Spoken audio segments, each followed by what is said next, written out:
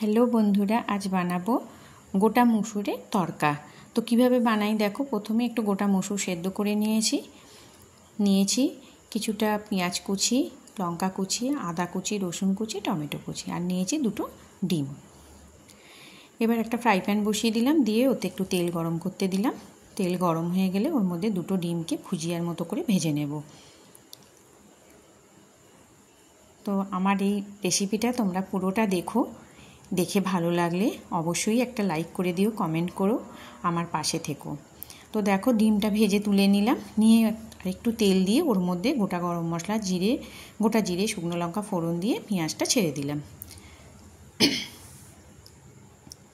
দিয়ে ওর মধ্যে একটু চিনি দিয়ে দিলাম। চিনিটা দিলে কালারটা খুব সুন্দর আসে। পুরো ভিডিওটা দেখার জন্য তোমাদের অনুরোধ রইল। যদি ভালো লাগে আমার এই রেসিপিটা অবশ্যই একটা লাইক কমেন্ট করে দিও, আমার পাশে থেকো, আমার চ্যানেলটাকে সাবস্ক্রাইব করে দিও। তো দিয়ে দিলাম একটা মিডিয়াম সাইজের টমেটো, দিলাম একটু জিরে গুঁড়ো, ধনে গুঁড়ো, হলুদ গুঁড়ো আর একটু নুন দিয়ে ভালো করে মশলাটা কষে নেব। এবার এদিকে একটা ইন্ডাকশানে একটু কাসুরি মেথি হালকা রোস্ট করে নিলাম। এই কাসুরি মেথিটা না হালকা রোস্ট করে নিলে তারপর ওটা গুঁড়ো করে দিলে না খুব সুন্দর একটা টেস্ট আসে। তো মশলাটা কষা হয়ে গেছে, আমি সেদ্ধ মুসুরিটা ওর মধ্যে ঢেলে দিলাম। দিয়ে দিলাম কাঁচা লঙ্কা কুচিগুলো, দিয়ে দিলাম ডিম ভুজিয়াগুলো, দিয়ে ভালো করে ফুটতে দিলাম আর কাসুরি মেথিটা ওপর থেকে ছড়িয়ে দিলাম। চলো আমার রান্না রেডি।